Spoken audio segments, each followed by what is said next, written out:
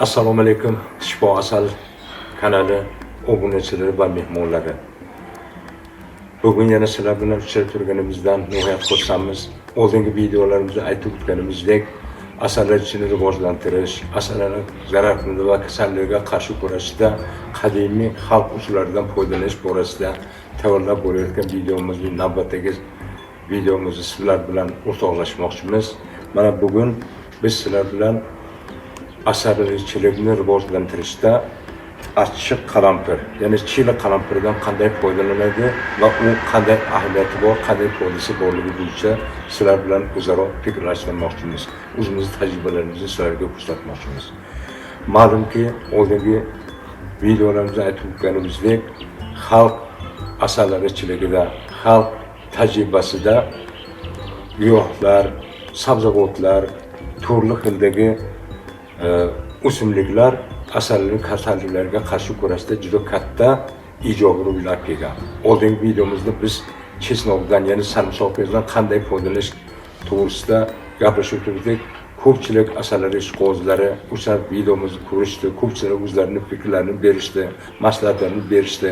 Ko'pchilikga ana shu bizning videomiz yoqqanligi uchun like bosgan ularni hammasidan minnatdormiz.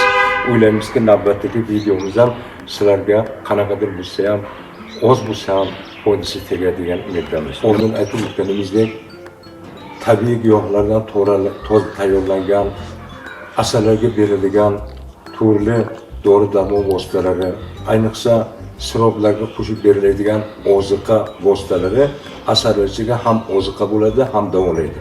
Buni yaxshi tomoni nimadan iborat?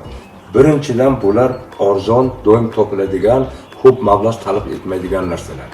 Ikkinchidan, mana shu tabiiy giyohlardan foydalanib biz asallarni davolasak, uni parvarishda foydalansak, bu asallarga katta bir zarar yetkazmaydi. Uni belgilangan me'yordan ortiq ishlatib borsa yoki kamroq ishlatib borsa, asallarga bir salbiy ta'sir qilib, ularning rivojlanishiga bir salbiy ta'sir ko'rsatmaydi, yomon ta'sir ko'rsatmaydi. Shuning uchun ham mana shu narsalardan, tabiiy vositalardan biz foydalanib borsak, albatta yaxshi bo'ladi degan fikrdamiz. Bugungi videomizda hali aytib o'tganimizdek, achchiq qalampirni, ya'ni chili qalampir ham deb aytishadi, ana shu asallar uchun qanday foydasi bor? Birinchidan shuki, achchiq qalampirni hamma biladi, bu viruslarga, bakteriyalarga, turli xil kasalliklarga qarshi kurashda qadimdan xalq foydalanib kelgan tirik organizm sifatida asallarga ham buni katta foydasi bor. Eng asosiy foyda shundan iboratki, mana shu varroa kasalligi, asalarichining ofati bo'lgan varroa zararkunandasiga, kanasiga qarshi kurashda achchiq qalampir ijobiy rol o'ynaydi, katta foydasi bor. Bu qanday ta'sir qiladi? Qalampirni asalga juda yaxshi iste'mol qiladi.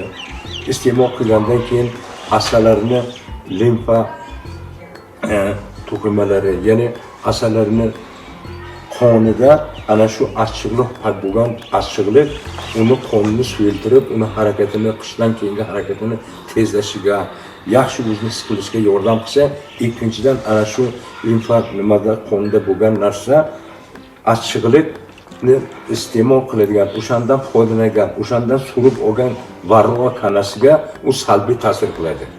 Ana shu kanaga bu nihoyat hali muhitini yomonlashtiradi, tez rivojlanib ketishini oldini oladi. Bu esa hammaga ma'lumki, shu varroa kasalligi kanasi asallarning har qanday kasallikning rivojlanishiga asosiy sababchi, asosiy omil hisoblanadi.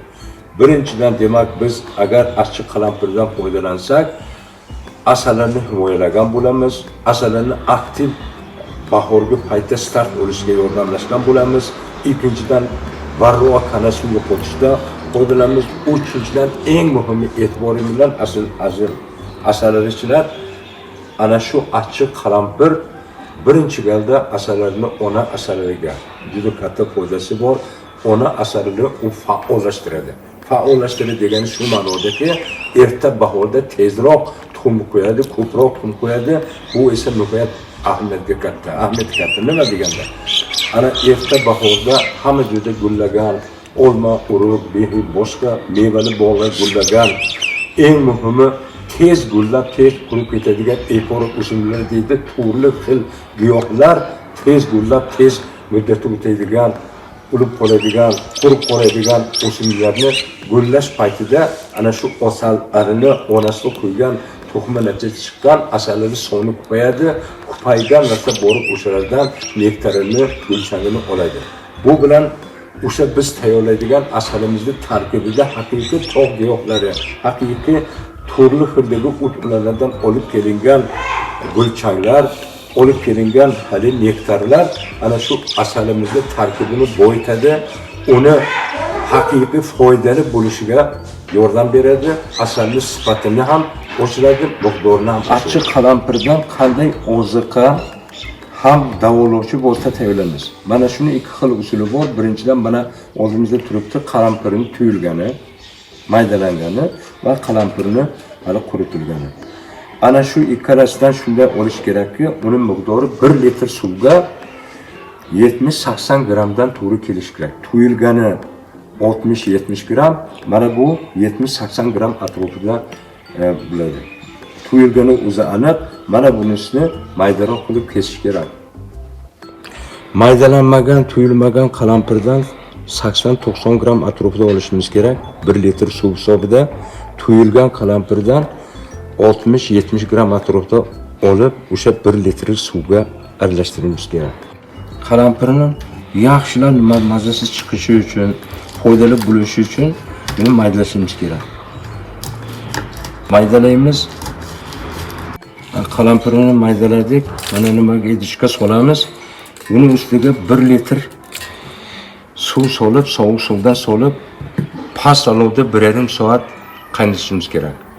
Yoki tuyulgan qalampir bo'lsa ham 60-70 gramdan solib 1 litr suvga 1,5 soat atrofida past olovda qaynatishimiz kerak. Mana biz nimani qalampirni yaxshilab qaynatdik. Qalampir qaynatilgan qalampirni bir marta nimadan o'tkazdik, filtrladik.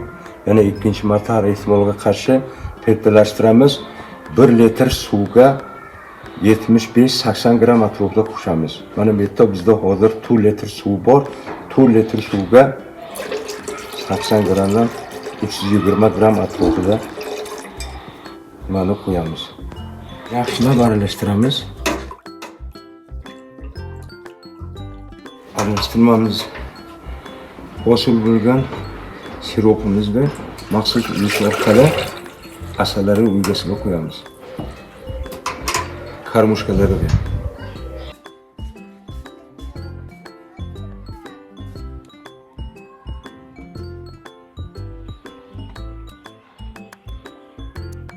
Hurmatli asalarichilar, hali yuqorida aytib o'tganimizdek, achchiq qalampir asosida tayyorlangan davolovchi oziqa erta bahorda nihoyat zarur. Asallarni tez rivojlanishiga, ayniqsa ona asallarining tuxum qo'yishiga katta stimul beradi, katta yordam qiladi. Erta bahorda tez start olgan, tez rivojlangan o'yinlar hammaga ma'lumki, juda kuchli o'yinlar bo'ladi. Erta bahordagi gullardan, erta bahordagi giyohlardan yiqqan nektarlari, yiqqan gulchanglari asalning sifatli bo'lishini ta'minlaydi. Shu bilan birgalikda asallarimiz hammasi sog'lom bo'ladi. Ana shunda mana shu biz tayyorlagan bugungi oziqali davolovchi vositamiz har tomonlama yordam beradigan fikrdaman. E'tiboringiz uchun rahmat. Fikr mulohazalaringizni aytishingizni iltimos qilib so'rayman. Bizning kanalimizga obuna bo'lganlar soni kundan kunga ko'payib ketyapti. Yana sizlar ham qo'shilib kanalimizga obuna bo'lib, o'z fikr va mulohazalaringizni bildirsalaring biz xursand bo'lardik. Kamchiliklarni tugatishga, sizlarda bor bo'lgan boy tajribani ommalashtirishda biz ham qo'limizdan kelgan yordamni qilamiz. Sizlardan minnatdor bo'lamiz. Yangi videolarda uchrashguncha xayr. Kelajakda mana shu soha bo'yicha davom ettiramiz.